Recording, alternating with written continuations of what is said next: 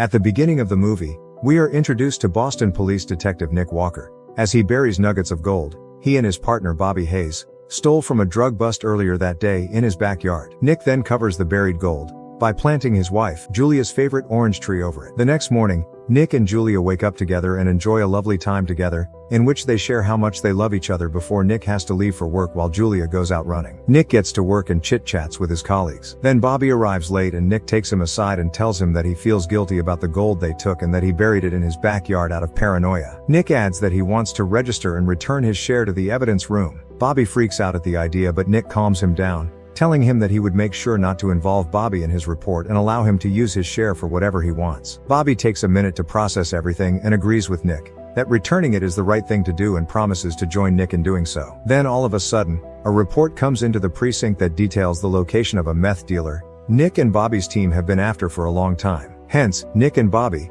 together with the SWAT team, rush to the suspect's residence, teasing and pumping each other up on the way, in typical partner fashion. Once at the location, the officers force their way into the suspect's warehouse and surprise the suspect and his men, who return fire and resist capture. The officers manage to subdue many of the suspects. Nick trails one of the suspects and is followed by Bobby, who shocks him by fatally shooting him, saying that he can't let him report and return the gold. Nick dies on the spot and finds himself being pulled by a vortex. Inside the vortex, he is transported to an office and is met by his new boss, Mildred Proctor, who explains to him that he's dead and gives him an option to choose between going straight to judgment or joining the Rest in Peace Department, R.I.P.D, and assist them in capturing Diados, people that have died but continued to live among humans on Earth, hiding their secret and in hopes of avoiding judgment. Nick swiftly agrees to join the R.I.P.D, as Mildred offers to assign him to the Boston R.I.P.D, where he will be familiar with his surroundings. Mildred then takes Nick to the gigantic Boston R.I.P.D office and introduces him to his new partner Roy,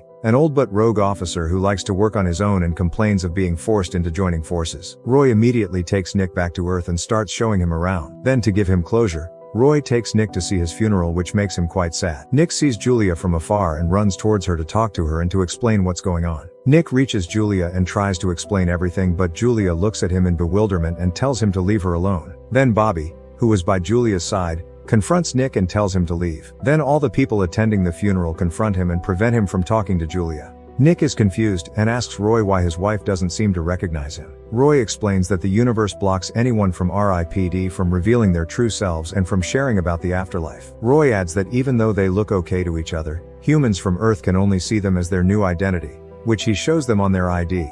Nick is seen as an old Asian man while Roy is a beautiful young blonde woman. Roy calms Nick down from all the confusion and takes him to hunt down a suspected dead. During their ride, Roy and Nick get to know one another and Roy shares that his full name is Roy Pulsipher and that he was a lawman in the 1800s before he was betrayed and killed by his partner. Nick and Roy bond over their shared misfortunes with their partners. Roy gets some Indian food and leads Nick into an apartment building. There they head to Stanley's apartment and find their target. Roy uses the Indian food, which is hated by deados, and antagonizes Stanley into popping, a process in which deados transform from their human form to their monster form. However, after Stanley pops, he escapes through the window. Nick is confused about what to do next, but Roy takes him, jumps out of the window and lands on the ground safely, and on top of Stanley.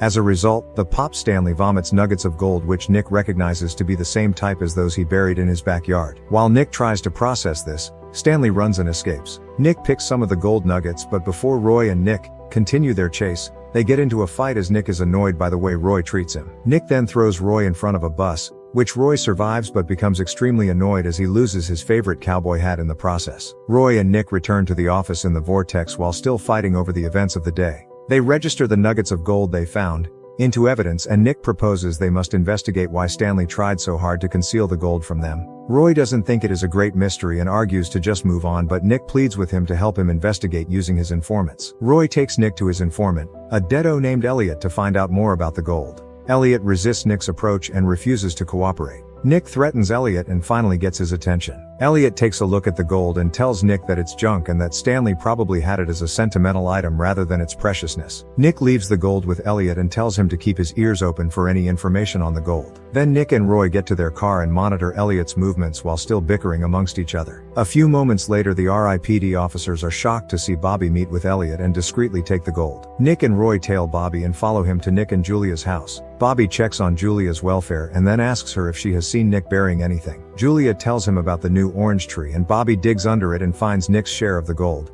which disappoints Julia and makes her feel like she never knew Nick. Nick is really sad to see Julia feeling that way about him.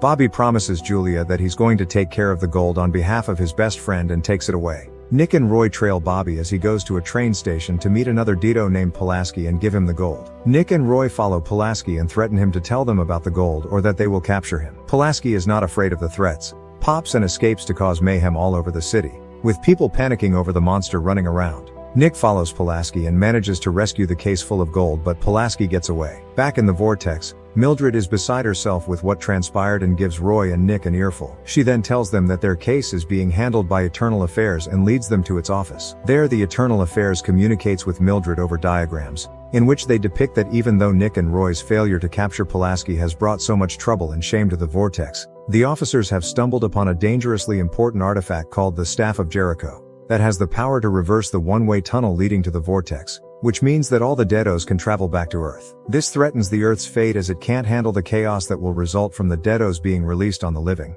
Mildred then adds that both Nick and Roy are suspended due to their failures and that there will be a hearing the next day, in which they will probably be erased from their jobs. Nick and Roy are gutted to hear this and Nick storms out. He then goes to see Julia, while she runs at the tracks and stops her to tell her that he never left her. Julia is freaked out to see the same Chinese old man from the funeral, but at the same time, she recognizes something of Nick's in him, and so feeling overwhelmed she runs away from him. Roy then approaches Nick and tells him that he's not helping Julia by interfering with her life when he should be leaving her alone to move on. Nick and Roy get into a fight and say mean things to each other. After a few hours, Nick apologizes to Roy and motivates him to continue their investigation without support from the vortex. Roy gets on board and they discuss Bobby's involvement and figure out that Bobby must be a Deado and that he has probably been masking it this whole time. Roy and Nick decide to go to Bobby and pop him. Elsewhere, Bobby meets with a Deado and gives him a crescent-shaped material, and tells him to get himself arrested by the R.I.P.D. Then Julia calls Bobby and tells him of her encounter on the tracks the previous night. Bobby calms her down and offers to take her to lunch and discuss everything. As Bobby prepares to leave for his lunch, Roy and Nick approach his house. Roy, as the hot blonde asks to talk to him, enters Bobby's house while Nick provides backup by entering through the back of the house. Nick confronts Bobby and figures out a way to deactivate his masking method, which turns their surroundings into an old crumbling structure. Then after some fight, Nick and Roy recover the gold from Bobby's house, capture him, and transport him, but instead of being frustrated, Bobby has a wry grin on his face. At the vortex, Bobby is put with the other Deados. Upon being searched, Bobby submits a crescent-shaped material as a personal item and it's taken to be placed in evidence. At the evidence registry, Bobby's crescent material is put together with another of its kind, and a screeching high-frequency sound that freezes the entire R.I.P.D. is produced. The Deados use this opportunity to tear apart the R.I.P.D. quarters and break out of there. Meanwhile, Bobby sends a couple of officers to bring Julia for their lunch. Bobby sets up the Staff of Jericho on top of a building and starts assembling it. The R.I.P.D. members get out of the frozen state and follow the Deados out to the city, where a war breaks out. The Deados use heavy artillery to disarm and kill the R.I.P.D., who tries to evade the hits until they can attack their own. Julia is brought to the chaos and is shocked to see what's going on. Bobby then finishes assembling the gold into a tunnel, and attacks Julia to use her blood to activate the reversal of the tunnel. The tunnel is activated. The vortex opens and Deados are transported from it onto Earth and swarm it. Mayhem ensues all over the globe. Nick comes up with an idea to distract Bobby and allows Roy to destroy the Staff of Jericho. This leads to the vortex closing back up. Nick shoots Bobby and erases him from existence forever. Nick runs to Julia to see how she's doing. Julia sees Nick as himself and they share a tender moment in which they tell each other how much they have missed one another. Julia shares that she wants to stay there with him, but Nick tells her to survive and move on with her life. At this moment, Julia wakes up from her coma in the hospital. Mildred checks up on her and informs Nick that she's going to be alright. Then Mildred gathers Nick and Roy and tells them that Eternal Affairs held their hearing without them and decides to give Nick a warning because he's a newcomer while Roy has 53 years added to his service. As punishment, Roy starts complaining about how unfair the judgment is until Mildred returns his beloved cowboy hat, which delights him. Then Roy shares with Nick that he has worked hard to get him a new identity and gives him a new ID. Nick appreciates it and is excited to see it until he learns that his new identity is of a young Girl Scout. With that, the movie ends. Don't forget to subscribe to our channel. Thanks for watching. See you next time.